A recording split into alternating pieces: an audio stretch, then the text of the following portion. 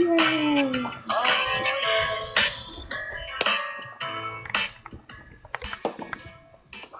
Welcome back to Humpday Exchange, where our hosts Elizabeth and Michael bring you real conversations every Wednesday, asking candidates and elected leaders the questions that truly matter. Tonight, we're joined by Erica Watkins, a Tulsa mom, veteran, and public education advocate running for the U.S. Congress in Oklahoma's 1st District. As the executive director of We're Oklahoma Education, she's been on the front lines pushing back against extremist attacks on our schools and fighting for working families across the state. Erica, thank you so much for being on here with us tonight. Yeah, thank you. Go ahead and kick us off and tell us a little bit about yourself. Yeah, okay. So, my name is Erica Watkins. I am a lifetime Oklahoman. 3rd or 4th generation. There's some discrepancy. We've been trying to actually nail that down. But yeah, so lived here my entire life. I'm a proud public school graduate of Oklahoma Public Schools, though we were ranked significantly higher back in my day. That's kind of what got me into the world of politics was public education advocacy. I have 2 little boys. They are 5 and 7, so kindergarten and 2nd grade. And they are just starting off in their journey of, just education and school and all of the things. And part of why I lit a fire because I am refused to see my state and my country just be destroyed when they have their whole futures ahead of them. I also, served in the Oklahoma Army National Guard for about 10 years, including a tour to Afghanistan. My bachelor's degree is in sociology from Oklahoma State. My master's is in global affairs from the University of Oklahoma. I have done everything from being a esthetician to a instructor to working in banks, lots of different, jobs, putting myself through college. So yeah, that's a little bit about me. Really quick question, OU or OSU then? So like if they're playing each other, OSU, because that's where I got my full college experience. Like I do have my degree from OU, but I didn't live on campus. I didn't do, it wasn't the full undergrad experience in the same way. So, Gotcha. Sorry, I muted. There we go. Okay. Perfect. Okay, well, thank you for being on here. We're going to kick off with Miss Elizabeth tonight. Well, we're also going, can you guys hear me okay? Yeah. Okay, good. I don't have I can't find the little thing that plugs in that goes with this or the other one. So 2 for 2 for night. 2 for you. So we're going to start off with, I have a little bias. I have had the opportunity to get to advocate alongside Erica the last 3 years. Really kind of started after 2022, 2023, I feel like. Does that sound right? Yep. Yeah, yes. It was like summer, fall of 2023. Yes. And so, personally, I got to, go into the elections, 2021, 2022, got to advocate, work elections, all the things.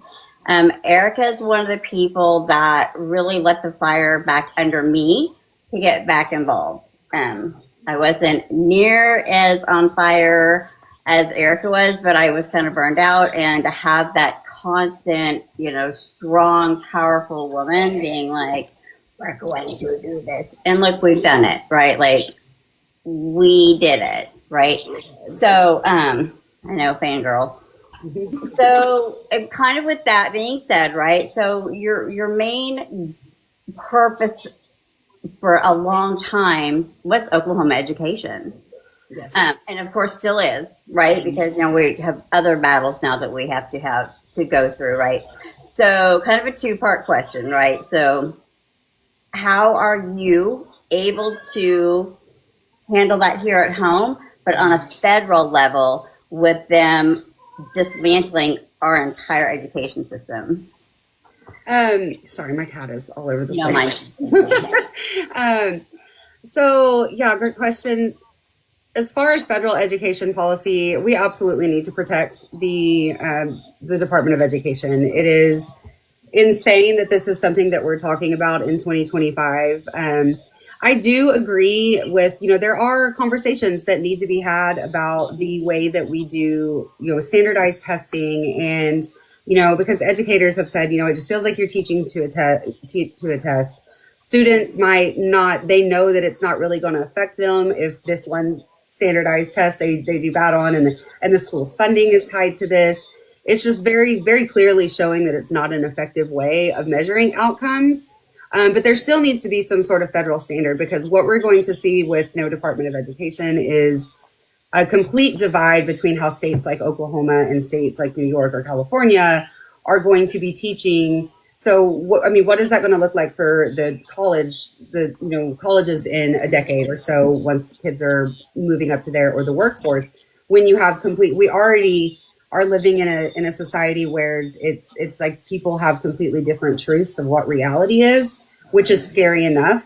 But when that's also going to be backed by their entire K through 12 education of being like, this is what it said, this is what I was taught about this, when it's like, that to me is almost terrifying. The whole post-truth aspect of it. But my main thing is to fight for educators, that they need to be treated with respect and the dignity that they deserve, because they work so hard for these degrees.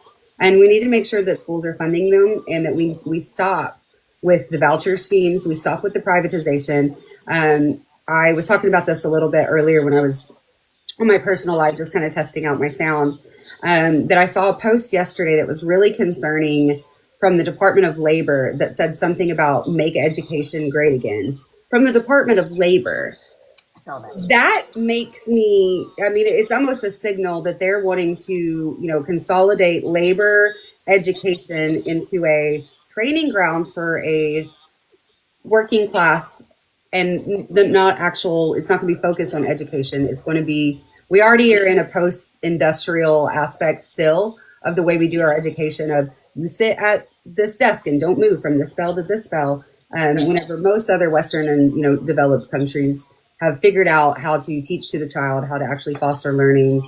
And that's things that we could be doing, and we could be having adult conversations about, if we can get rid of the craziness and the people that are in office right now. So that's what kind of made me kind of ask that, because that was something that I started here. I heard it kind of a little bit today, but towards the end of today, that's all I've heard about was, the Department of Justice and the Department of Labor and the Department of this. And you're like, wait, what? Right. What is happening? We put out one local fire, I feel like, and you're like, wait, what? Okay. Nice. Does anybody else have anything on that? No. I'm going to gear towards Michael. Yes. Tag team. Hi, Erica. I am super excited to meet you. I think we met at the mall. Yeah. And, that was very nice. So, I want to throw out there, you're a veteran, right? Yes. I wanted to ask you about President Trump's, I guess, infatuation with war. He is constantly threatening war all the time. I wanted to kind of get your thoughts on that. And he is, because typically people like him that have never served and would never serve and would run as far from the direction are always the ones that are the loudest. You see it from his followers, the ones that like to glorify violence to up to him, is that they are always the people that hasn't seen the true cost. And so I think that any veteran that is watching this, or that knows, that has actually been in a war zone and has actually experienced combat and seen their friends, be KIA and wounded, knowing that the people that you went out with, that you were, hanging out with and joking around and around the smoker's corner with each other, then you all went to Afghanistan and not everybody came back. Anybody that's actually been through that would never just be jumping to war as the option. I think that shows how weak he is when we want to posture on that, because we can do a lot of things with diplomacy, and we don't, because we underfund the State Department by a just it's an abysmal amount that the State Department gets in comparison to the Department of Defense, because it still is the Department of Defense. It is not the Department of War. You cannot change that without an act of Congress. But, the reason we put so much into our militarization is because, unfortunately, there are weapons manufacturers that they make a ton of money from funding both sides, essentially. And so why would they want to give up their biggest cash cow? It's sad. And there is a quote that it's always the poor man, it's always the working man that fights the rich man's war. Trump is the absolute epitome of that. Mm-hmm. Oh, yeah, definitely. Making weapons and sending them overseas. It's just, all of it. Yeah. Sad to see. Yeah. Absolutely. And so, go ahead. So kind of with that, like we were talking about earlier, at what point do you question the unlawful orders, right? At what point do we, for the love of Pete, are active duty service members, or A, on SNAP, and B, having to seek outside counsel to ask about these lawful or unlawful orders? Because they know or they wouldn't be asking. Yeah. At what point? At what point do we question? Do we follow through? Or because we're taught not to question? I think that's a hard one to answer, because I think that it really depends on the individual person, because there are certain risks that you take when you refuse to follow orders. And that could be anything from, an Article 15 to actual charges underneath, from the UCMJ. And it could be a situation where you are actually arrested and jailed and put on trial. And, we saw during Vietnam, there were soldiers that did this. And, sometimes it was years and years and years before it was actually overturned. So it is somewhat understandable sometimes that these, young soldiers with families, that they would be hesitant to do that, because not only would they be taken away from their families, but then, their spouse and their children would lose all of the benefits and have nowhere to go. I think that when we talk about when are we going, at what point are we going to question the orders, that needs to be command level. So that needs to be battalion, division, brigade level commanders that they know that they've had the experience, they've been through the Army War College or West Point or wherever they went, they commissioned, they have a high rank as an officer for a reason. They know, these generals, they know, and they are the ones that needs to take that risk and not order their troops out. And, if they're able, they've got more privilege. And I think that it is like in any type of activism, which unfortunately that kind of is a type of activism to refuse an order.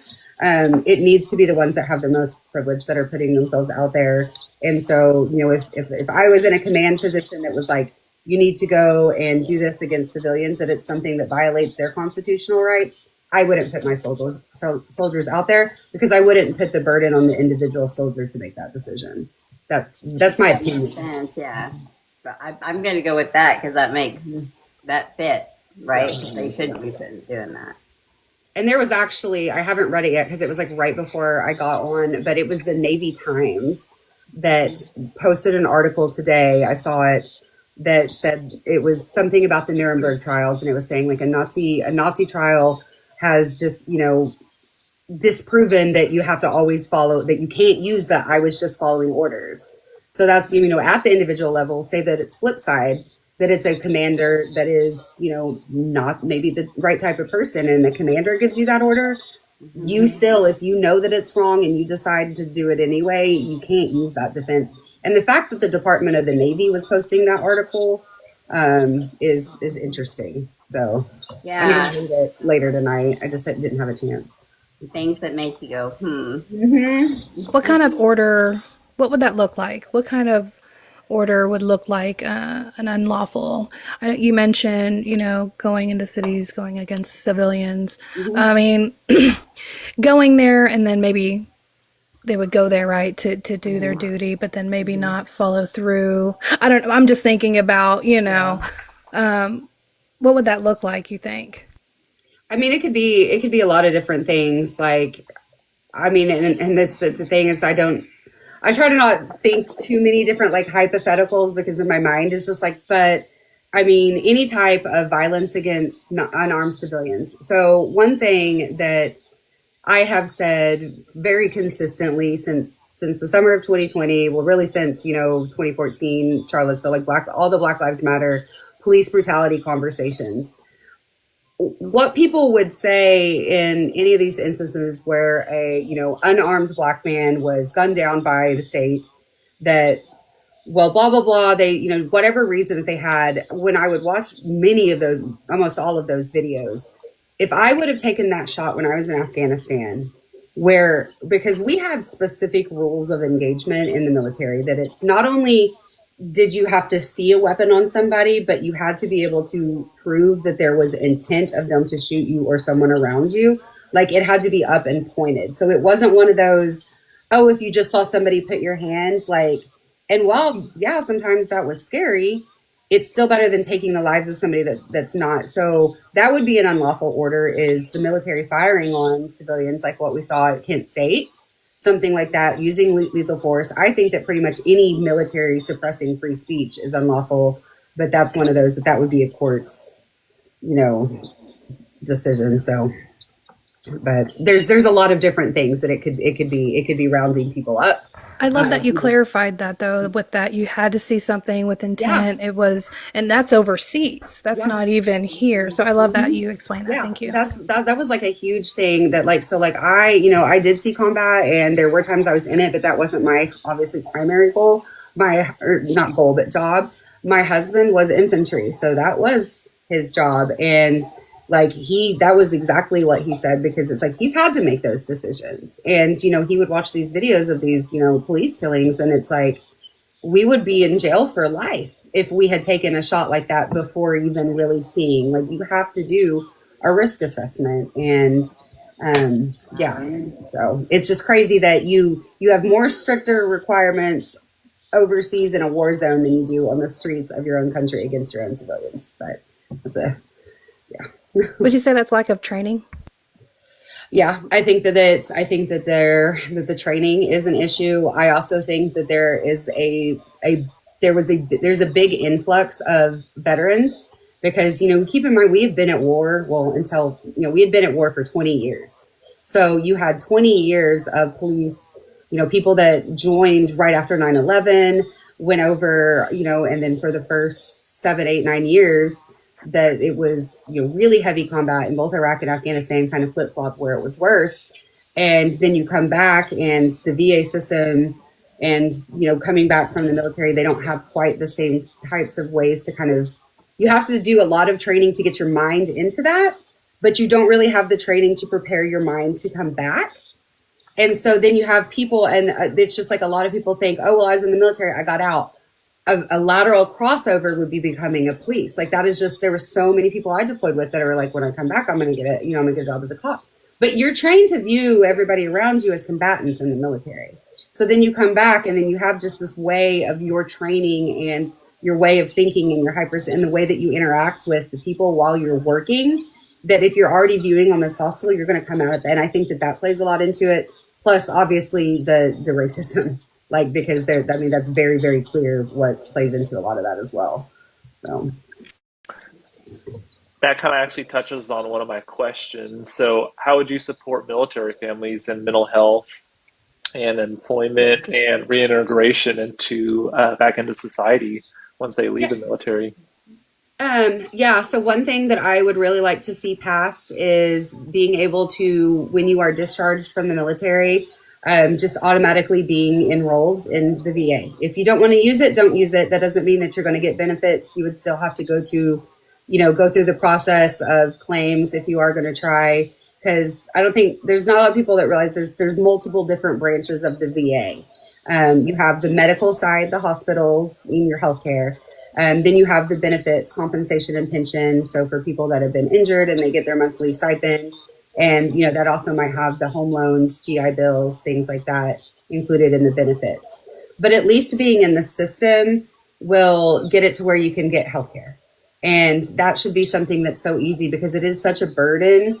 I know how to navigate the VA system pretty well, but that's because I am a malicious compliance person. I know bureaucracy, and I'm like, okay, but not everybody has those skills or the time or the technology to be able to do all the things that the military or that the VA asks for to prove your service. So there's no reason that you shouldn't automatically be enrolled in the VA upon discharge. And that was something that was tried a few years ago and it was shot down. Additionally, I do think that the claims process needs to be expedited. There needs to be other resources for families coming home from a deployment or overseas station. There needs to be more training because, especially for National Guard members, when you live on a base, it's a little bit different. But in a National Guard, you're gone for a year. You're with the same 50 people all day, every day. And then you come back home. And if you come home to a military base, you're still in the same community with those people that went through what you went. And then now you've got your family. And so you can kind of like the whole, because there's so much readjustment between, from the military members, from spouses, from the children. But on a base, you can kind of all do that together. But in, like the Oklahoma National Guard, you go to Afghanistan with all these people, then you come back and it's like, oh, well, I'm in Tulsa and this person's in Stillwater and this person's in Durant. And then it's just like all of a sudden like that, you're away from the people you were with all day, every day for a year. And they do have, Yellow Ribbon is a step towards that, but there definitely needs to be a little bit more training and mental health care on the discharge just to help you kind of deconstruct your mind. Because when you get out of the military, it's just like, oh, wait, now all of a sudden I have autonomy, but I don't know what to do. And, just a little bit more, job placements and, the way that the VA does veterans benefits is okay. But I mean, it needs to be like all college for free for all veterans and families. Like there's no reason it shouldn't be. Like it should, the way that it's tiered of like, oh, you might get this much is just, it doesn't make sense. Give people opportunities to be able to exist. There's so many different things that we can do. I don't want to bogart, but you said that they tried it before. Is there anything that you would, as far as like having automatic enrollment as soon as they leave the military, is there anything, is there a reason why that it didn't pass, or is there anything that you would change differently about trying to get that passed? The Republicans are why it didn't pass. It was a tiny bill. It was like 1 or 2 pages. I'd have to look it up, but it was like, I can't remember the acronym for it, but it was literally, it just said automatic enrollment in the VA up on discharge honorable or general discharge from service, and the Republicans voted it. So we'd have to ask them why they want to say we don't, we respect the troops and, we care about the troops. But then actually, no, it's F the troops. Like, yeah. And that's one of those things is, you can kind of blow some people's minds that they're like, well, what else was in the bill? Why was it voted down? And it's like one of those bills that it's actually like nothing. It's like 4 sentences of what it is, and they still voted against it. So, I mean, it wouldn't even be something you would need to change. It was a clean bill. Yeah. So I want to jump in here just real fast, if y'all don't mind, on that note. So, okay, you're up for election for Oklahoma Congressional District 1. So if you're elected, and then you're going to be in Congress, you're going to be voting on this stuff. So we still have a majority of those Republicans that have been blocking everything for a long time. How can we either move them out of the way, or if we can't get them all replaced with, the most kick-ass, progressive freshman team that's all already working together before they get there? I mean, I'm just loving the energy that everybody has been bringing. How do you reach a consensus or something with them? Because, they're on the news all the time saying they're for vets, they're for vets, they're for vets. So how do you call them out on that, like in this particular instance? And I mean, I don't know. Is it a call out? Is it like, how would you handle that? I mean, like real life, if we were on there and we were reading that bill, I mean, you've seen my energy against Ryan Walters. That would be the energy that I would bring in the floor debates and having these discussions of like, I mean, like, what the fuck do you mean you don't want to vote against this? Like, I mean, like justify, like, break it down to me why you think that veterans don't deserve this, Mr. Never Served a Day in Your Life, and make them say it to you. I mean, it's easy that, and that's the point is like that. I feel like yes, of course, there still needs to be decorum in these sessions to a certain extent, but I will also match energy. I'm not going to go in there just like wilding out, but it also is that for too long, Democrats have not wanted to ask the questions that actually hold their feet to the fire. They've not wanted to call them out publicly. And unfortunately, we're just in a place right now that while it might have been that, 100 years ago, everything happened, back in the back rooms and everybody smoking cigars. And that still happens a little bit, but it's like everything is so sensationalized that it's like you have to be able to get that out there because that's what they're doing. And that's why they're so effective. Is they manipulate the headlines, and then the Democrats are like, well, we'll just be nice and we'll just do this, and then it's like, well, and that's why we keep losing, because you don't know that you're not making anybody think that you're fighting. Like, oh, we've got an authoritarian, fascist in here. Let's all wear pink suits. What do you mean? There was one person that got arrested for standing up for the right thing, and what would it have looked like if every single Democrat had stood up and walked out of the State of the Union versus the one? No, because now that just makes him look like a radical instead of it looking like a unified opposition force to fascism in this country, which they're not doing. So like, I'll bring it against the Democrats as much as I will the Republicans as well.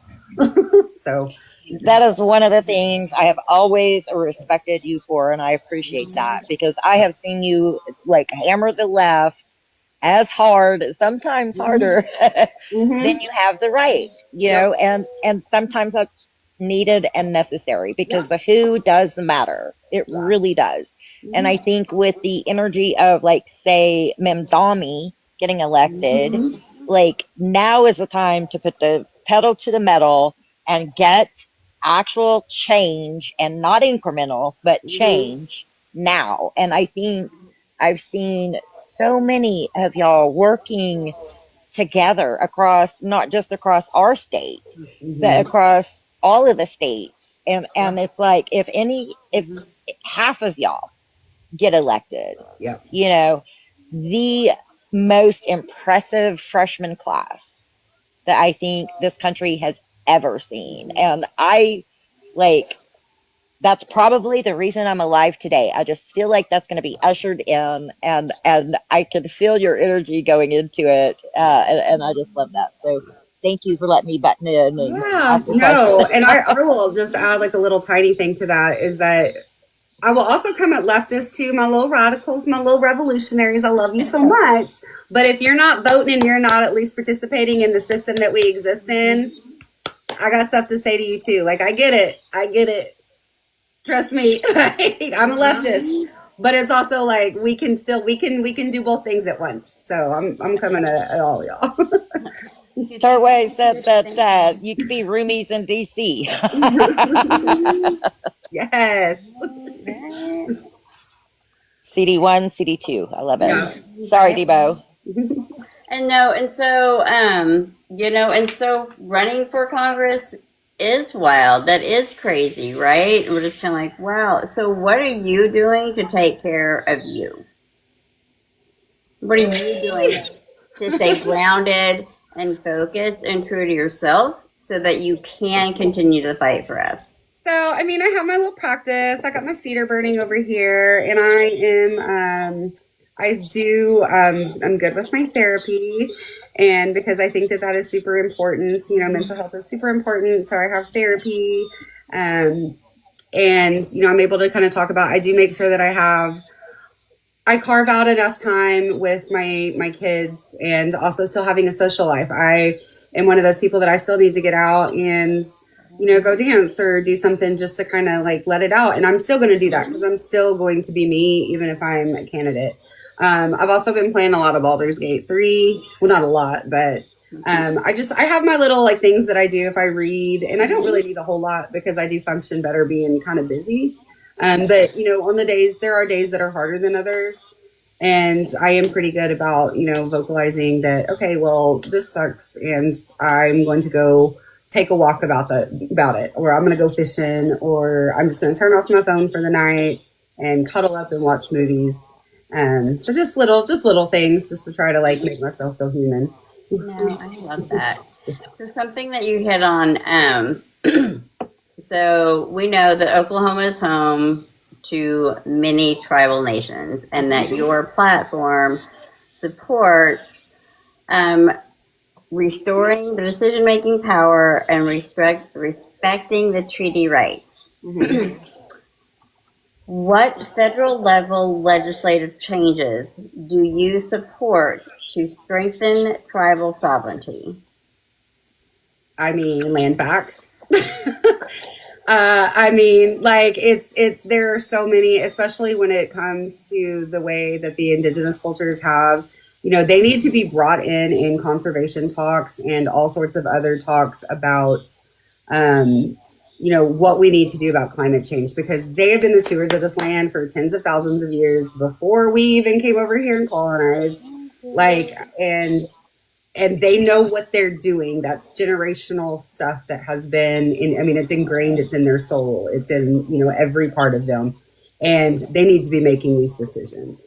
And they need, everything that we are doing that is encroaching on their sovereignty and the promises that we made after systematically genociding the entire continent needs to be honored, full stop. And they need to be brought into the conversations at the federal level in a way like we're seeing. I think Tulsa is doing a really good job of, especially with Mayor Nichols' campaign. Tulsa has been working, really closely with the tribes and actually getting input and working back and forth and having dialogue about, well, this is what we want to do, but we don't want to step on your toes. So how can we, what are the questions? And you can do that at all levels. We just choose not to.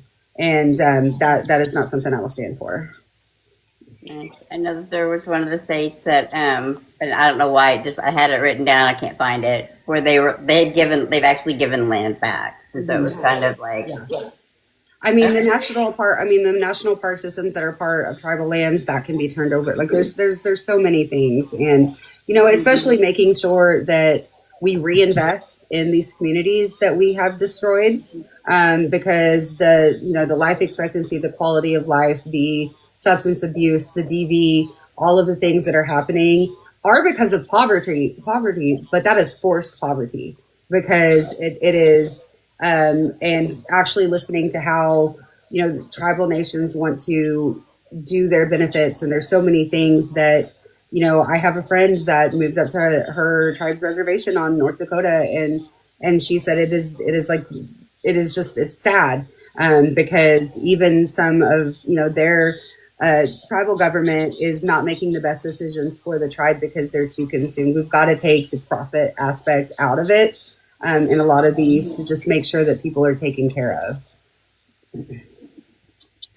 So so when you say the profit at with the tribe? Yeah, because that's like deep in the weeds stuff with her tribe that I don't know the details about, but that basically from what her tribe is dealing with North Dakota, they do get, the tribe gets a substantial amount of money from, companies and different things to be able to, do the things on their land, whether it's drilling. And I think there's also some testing sites and stuff up there as well. And so they are, the tribe is getting it, but it's the tribe isn't really just, they're not giving it to their communities. And so there needs to be transparency, and there was lawsuits about it. And there's a whole lot, like I said, I don't want to speak on details that I'm not completely sure about. But it's just that the tribes, there's not enough transparency of the money that they are supposed to be owed, because the way that it's written is that, we get this, $10 billion, and this is how it's supposed to be distributed amongst all the members of the tribe. But it's just right now, not everybody's getting it, and people are suffering. So.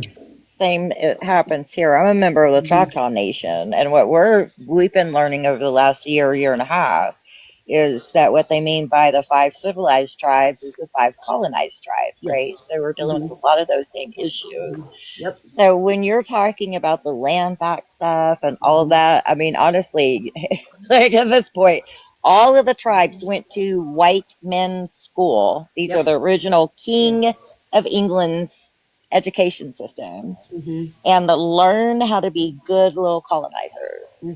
And it shows some more than others. But would you support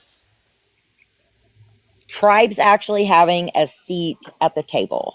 Yeah. Should the 39 tribes not have at least one representation, like in the state of Oklahoma, and then all of the federally recognized tribes have a say at the federal level? Would you support something like that?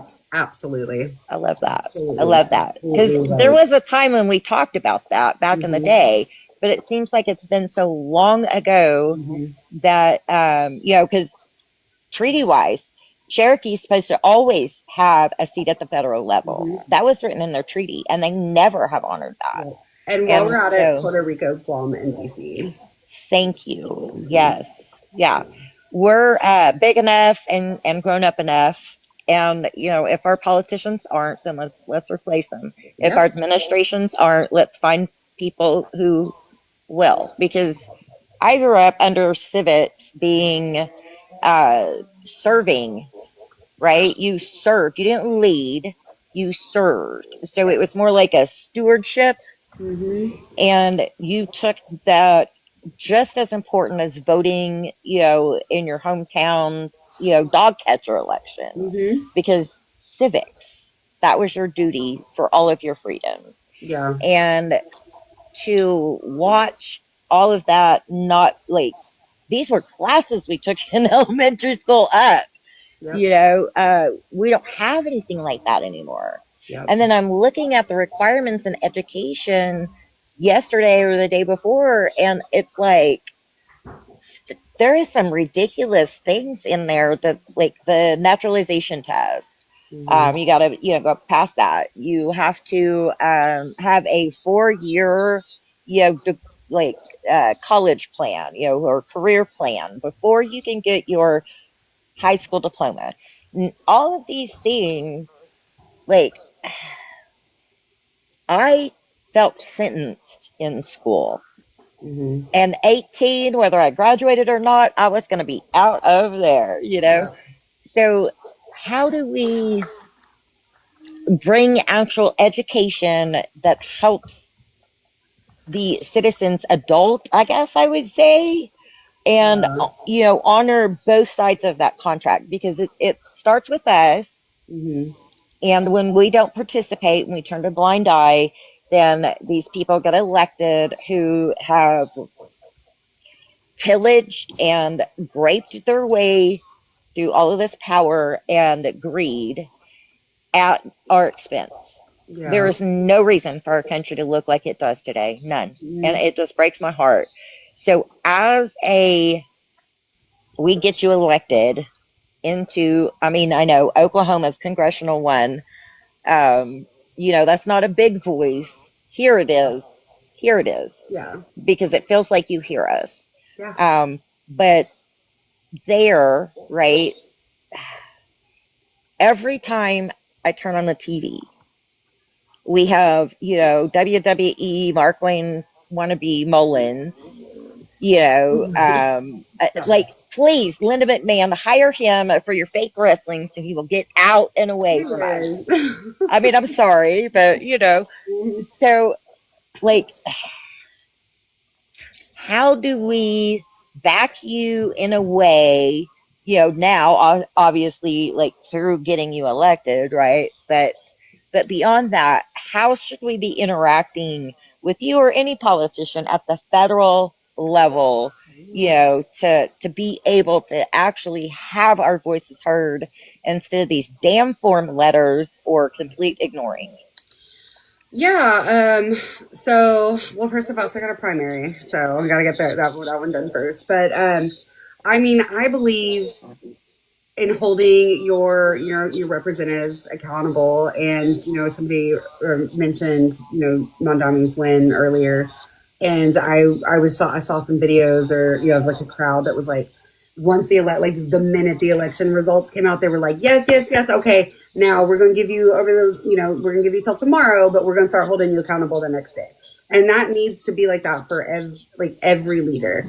And as Oklahomans and constituents back home, I think one of the most effective things that we can do is really just flooding their offices. That is, the emails, especially when they come from the pre-filled form, they don't care. They can get 10,000 emails in a day. They don't care, but they start getting 100 phone calls, and they start noticing, because that is that their legislative assistant has to actually do the things and track it of who's calling, and they'll start taking notices. And I think that we also need to be, especially most of these that are business owners, I think that we need to be kind of boycotting their businesses. To be honest, we shouldn't be giving these people money, more money than they already have, and more power.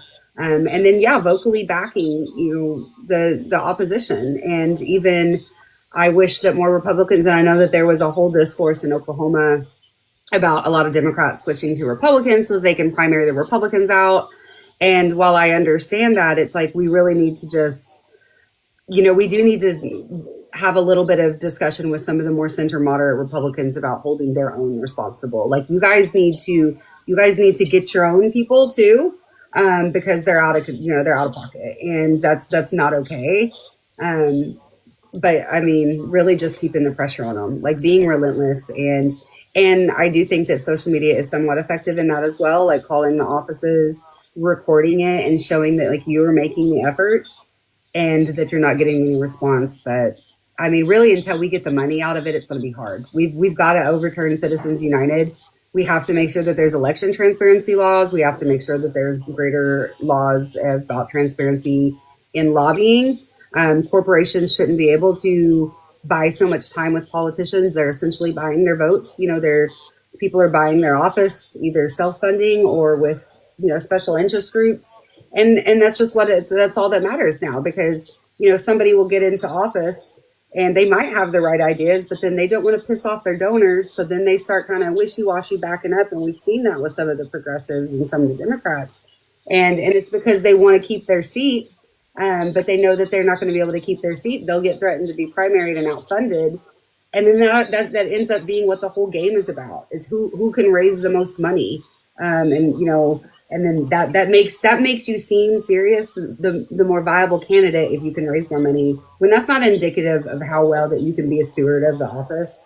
And that's got to change. But that's also, not only is it a policy thing, but it's also a systemic thing that we've really got to look about how, even though I am running for this office, I do know that this office was designed for rich landowning white men. And that's it. They didn't want other people to have this office. And so a lot of the stuff is still, working against a lot of the working class people, women, people of color, and other, communities that deserve to be represented. I want to jump in here because I just want to say, obviously, we are loving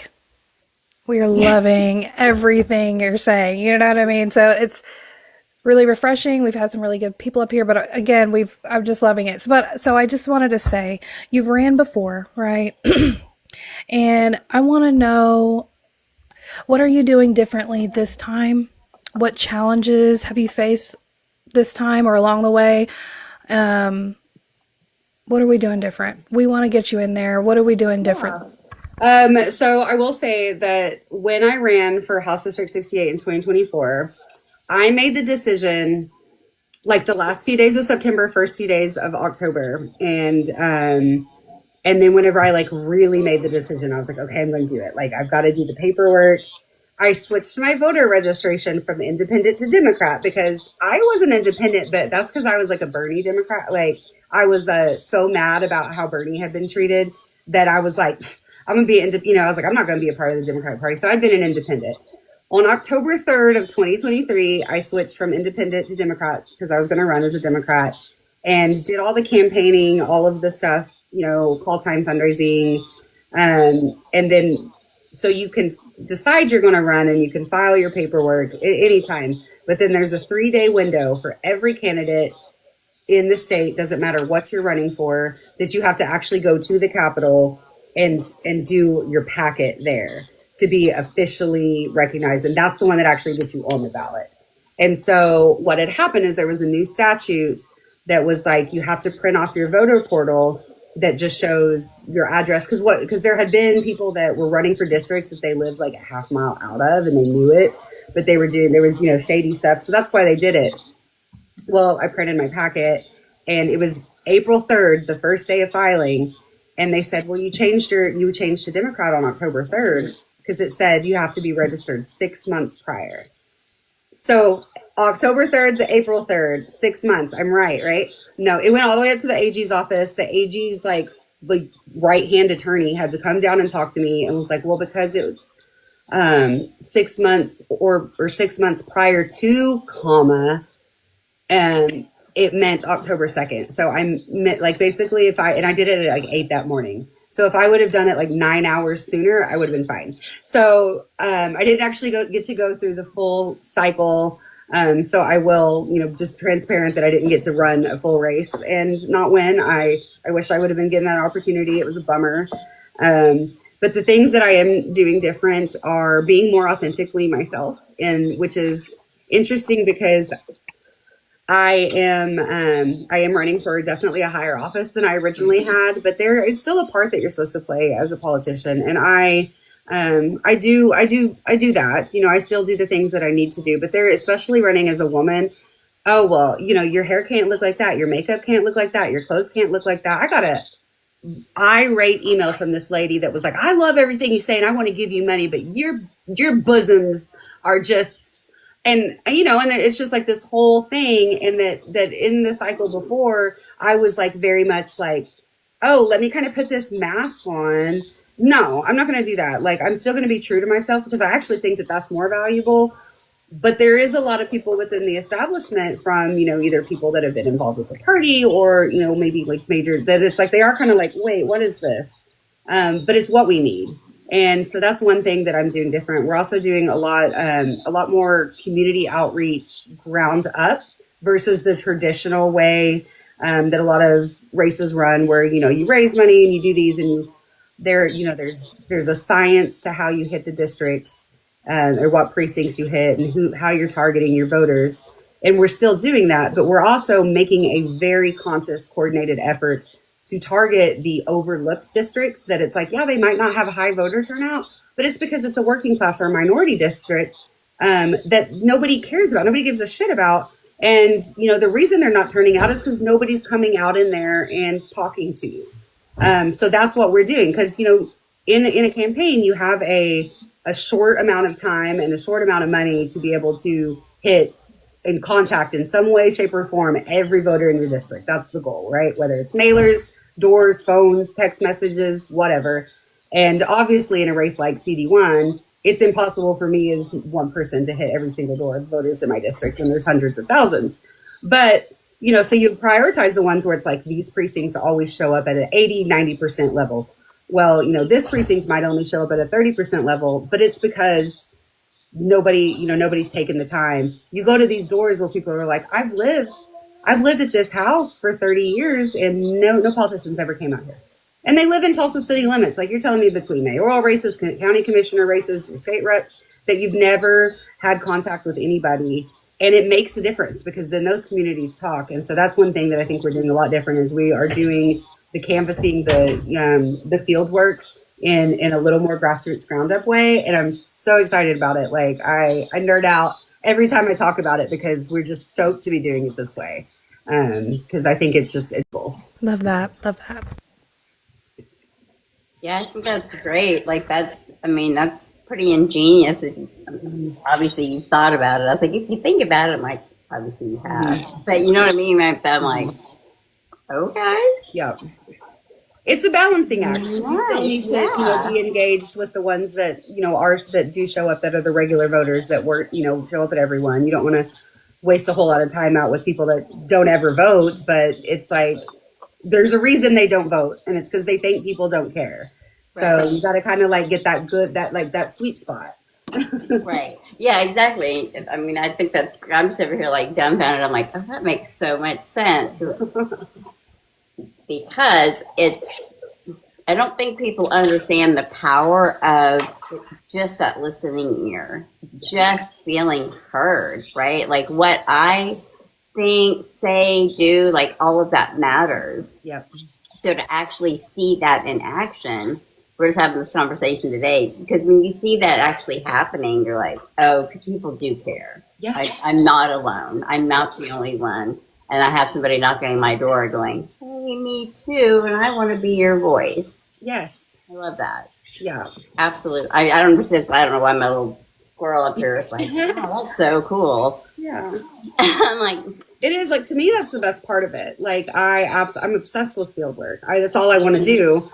But unfortunately, I've got to do other things, as a candidate. And so sometimes my campaign manager is like, you can't go out. You can't just spend all your time out there. And I'm like, oh. right. But you normalize it and you humanize yourself, like letting us know that, like that's humanizing yourself. Like, okay. Mm-hmm.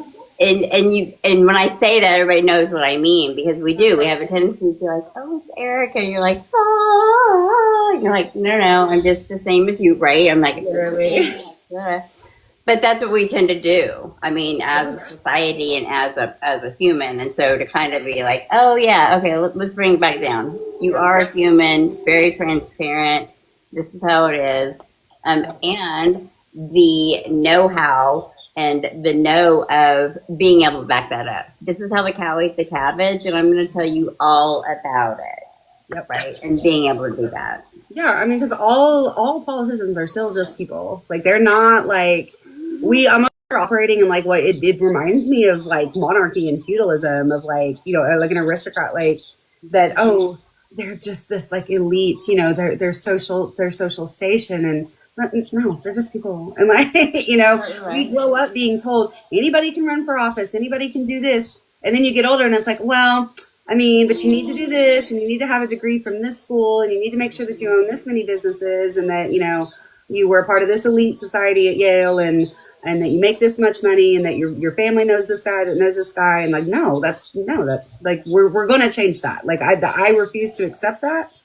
We don't have to accept it. Like we have the power. We can change how we do things. I love that. I think Elisa and I were talking about that. Like just how like strong and power, like just your message and the way you present it is so powerful. And I was like, just that loud, but being able to like be a classy non-douche canoe while doing it, right? Like being able to having one of those personalities, like you can get away with saying some things that other people can't, kind of thing. And you're very tasteful about it, right? There's no undermining. There's no like, man, this is how it is. So thanks for being so cool. Yeah. I have one last question, if I can throw it in there real quick. If elected, when elected, hopefully, right? Yeah, right. What kind of challenges do you anticipate and how maybe would you be preparing for that? Okay. I mean, I've like been thinking about this. This is like, I don't want to get too far ahead of myself because I know it's going to be like it's going to be an uphill climb. But of course, like that's the goal. And I am going to run every minute of this with the idea that I can win this, that we will win this. Because it's been done before in, districts that are similar and like it's possible. One of the biggest challenges is, to be honest, as a person that survives off of my VA income, my husband just got laid off a couple months ago from the oil industry. And like, we're okay. We're vibing right now. We don't have a whole lot of extra, but because I'm just a regular day like person, how am I going to live in DC? Like, how am I going to, like, I know that like you'll all be making money there too. But I was just like, literally like, that is like a huge challenge that I feel like people, because it's not that I don't have the same privileges as somebody like Mark Wayne Mullen or Kevin Hearn that have all this abundance of money where I can just, so then I'm like, okay, well I can get over there and like, yeah, like Eric, we're going room together. Like, and like, we'll save money that way. And I'm going to take public transit, but like, am I going to be able to fly to go see my family? Like every, a lot of these lawmakers, they'll be flying back every weekend. And it's like, that's challenges that I'm almost kind of looking at it like it's going to be somewhat of a deployment in a way,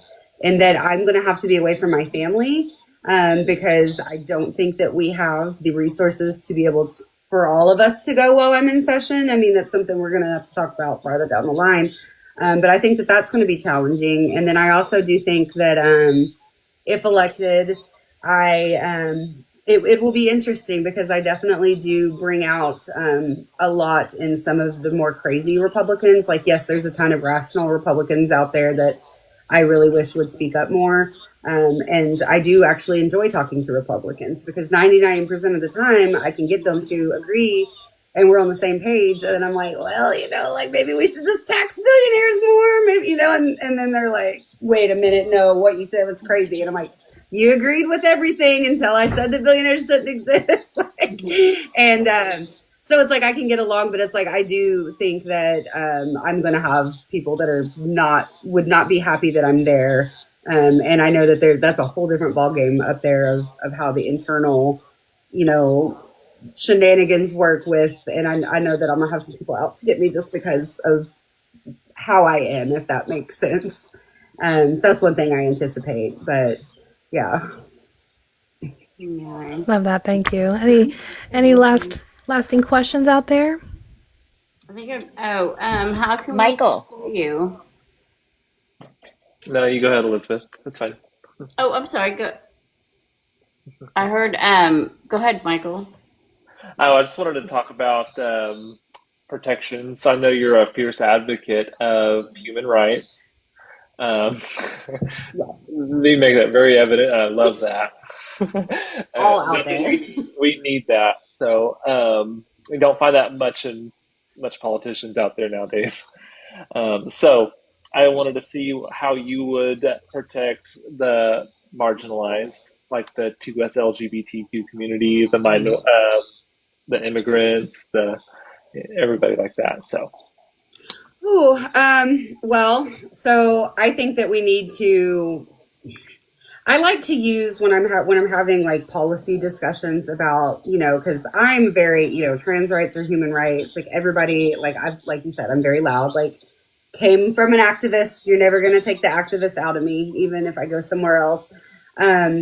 But when advocating for people that, especially, because, trans identity is such a hot button culture thing right now, talking to people that really don't understand and making those laws, really using the freedom aspect of being like, it's just crazy to me that the government should like have a say in what clothes you wear and why, and kind of flipping the narrative a little bit and using their way of looking at things and their talking points and stuff about, against them. But we need to also be legislating actual protections in there. Now, whether that would be, something that would even be seen by a committee, I don't know. But we need to make sure that gender identity and all of this is definitely enshrined in the Bill of Rights. Now that's a big ask, but it's something that absolutely needs to be done. And immigration reform needs to happen. But I mean, at least advocating and being a voice for it is something. But I also think that coming into electoralism, I want to work with a lot of community groups and mutual aid groups because as an organizer from the past, like it is. The mutual aid and the activist groups that really get a lot done, but they're ignored by politicians so much, and that's not okay. You need to be bringing those people, the actual community, into the conversations. There's no reason that you shouldn't be having office hours with groups that are, I plan on going to DC, any type of group like Poor People's Campaign, DSA, all of these other groups that have a national umbrella, meeting with the national leaders and being like, how can we start to make sure that we work? Because that's another thing is with the Overton window shifting so far right, what is actually a very centrist, rational idea of, equality for all is made to seem so radical left right now. And we know that it's not, but it's not going to be perceived any different until we start working that into the mainstream without it being in the culture war framework and letting the Republicans dictate the terms of the arrangement. I also think that I do have something for me with being a veteran, is that I can, I serve this country for everybody. Freedom means for everybody. And that there is no reason that I should be able to make a decision or think that one person, whether I agree or disagree with their lifestyle, should be dictated. And, really just trying to bring that back of that, just let people live their lives. So, yeah. No, I love that. It's perfect. Elizabeth, did you have anything? Yeah, I was. I know that we're getting to coming up on the wrap up, but how can we support you? How can your constituents support you? Yeah. Well, so anybody can go to my website, erica4ok.com, check me out, see what I stand for. We're still refining, going into, I want to make sure that all my policies are really detailed, but it's like we're doing little bit by little bit. There are options there to join the campaign. We want as many volunteers as possible. If you've been here for a minute, I'm talking about ground up. So whether that's knocking doors, or just lip dropping, making phone calls, sending texts, writing postcards. There's going to be tons of stuff for volunteers to do. Some of it can be from home, or if you're out of the district, some can be here. We're doing volunteer trainings. So if you are just like completely like a little bit nervous about the idea of going door to door, we're never going to send you out alone if you don't want to. If you're an experienced canvasser and you've already knocked a ton, go do what you want to do. We'll defer to you, but we're not going to send people out alone. We have a really intensive deep canvassing training that we just finished tonight. Was the last training session of it, probably until January. I'm not sure if we're going to do any, but the deep canvassing is what I was talking about. Instead of going to a door and being like, "Hi, my name's Erica. I'm running for this. Please vote for me on this day. Okay, bye," which is what traditional canvassing. They say spend 30 to 90 seconds at a door with a voter for traditional canvassing because you want to get as many as possible. With deep canvassing, what we do is I go in and "Hi, my name's Erica. I'm running for Congress. What issues are most important to you right now?" And I listen to them and actually making that connection. And so we're doing training so that you would be prepared for that. So volunteer support, sharing my social media, sharing things out there, just getting visibility is the hardest thing when you don't have money, because I can't just buy TV ads or sponsored ads. And then on that segue, if you do have the means to donate, please donate. My Act Blue is linked in my bio. You can get to it on my website. You can get to it from my personal TikTok. Even $5 a month or $5 one time makes a difference, because that adds up. I have lots of people that are sending me 5, 10, 25 a month. That really starts adding up to where, and it's not that we just want to spend. It's that things cost money. And, unfortunately, that is the nature of the game. I wish it was different, but that's how it is. That you have to be able to bring, in to build that infrastructure so that we can get enough people out. So if you are able to donate, any amount is appreciated, for sure. So those are the main things. And then if you are in the CD1 district and you are a Democrat or a Republican or a independent, the primary is June 16th. If you are a Republican and you are, I get it. Unless you're in a really rural area, we'll talk. But if you are in around the CD1 area and you're a Republican, but it's to primary out a Republican, just go ahead and change your registration, babe, please. Like, just you got time. Okay, voterportal.gov. And so those are the things. Yes. Oh my Yeah. God. Also, would you, excuse me, would you be willing? We're trying to do a debate series for the primaries. Yes. So if we can get John on here, Mhm. would you be interested in doing a debate after the first year? Absolutely. We were actually talking about doing an in-person one as well sometime in the spring. So Ooh, I love that. I would absolutely love it. So, Well, if you could put in a good word, we've been trying to get him to come on Hump Day, but he hasn't. But I think for the debate, maybe it sounds like y'all are already in talks. So, thank you for that. Ooh, yes. Is there any questions from the audience that we missed? I don't. I didn't see any. I was keeping an eye out. And Erica, it's Erica with the number 4. Okay. Yeah. Okay. I So I have a quick question on your name, and so I am used to use Erican with the N. yeah. I am like what? So my name is Erica, but little known fact about me is that I have played rugby since 2026. Not really that much anymore. Obviously, I got other things going on. But I was really, really into rugby from like 2013 to, until I had my first, let's be honest. I was at every game, every practice all the time. And I don't know who knows a lot about rugby culture, but it is a very fun culture. There's a lot of social, libations after the games and stuff as well. And my coach that had coached me for a year just could not, let's say 2026. My coach could not say the name Erica for some reason. Like he would stumble on it all the time. And it was like America. And then it was Erican. And then that just stuck. And so it was my rugby name that that's what anybody that I've met in rugby just calls me that. And then I started making it some of my social media on my personal accounts because didn't want people to dox me because I'd get on Facebook and run my mouth during COVID. Right. I was postpartum and had nowhere else to put my rage except for the comment sections of Facebook. So it's just a nickname. Yeah, to need that clarification. I was like, wait. Yeah, because people there are some people I didn't realize that they're like, is your name not actually Erican? And I'm like, no, it's a nickname. Is there any last minute thoughts or things that you would like to share with us before we go?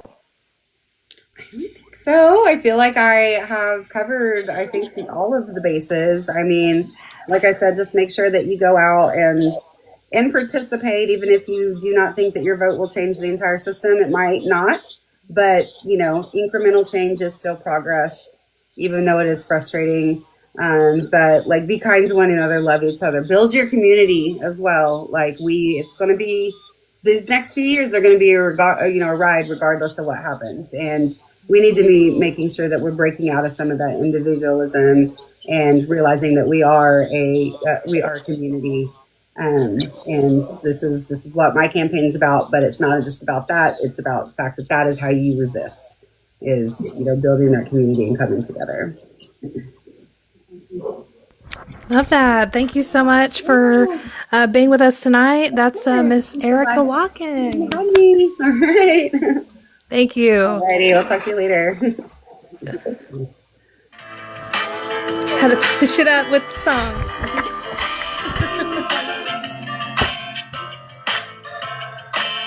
Grab your neighbor and pull up a chair, 'cause we got a lot to say about the world out there at the Humpday Exchange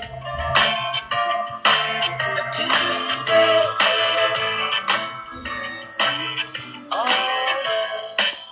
I don't know if you remember Ivy's Speakeasy from the first event opening day, but she wrote that little jingle for us. So You remember her, Erica? I don't know. Ivy that sang at the opening day last year. oh, yeah, yeah, she was the jazzy soul Oh yeah. towards the end. I think she was the last one to play. Yeah. Yeah. I love you so- guys are always just so good at the way that you organize stuff. It's so great. Thank you so much. And thank you for coming on. We Yes, appreciate y'all you. later. Everybody have a good night. Thank you. Bye.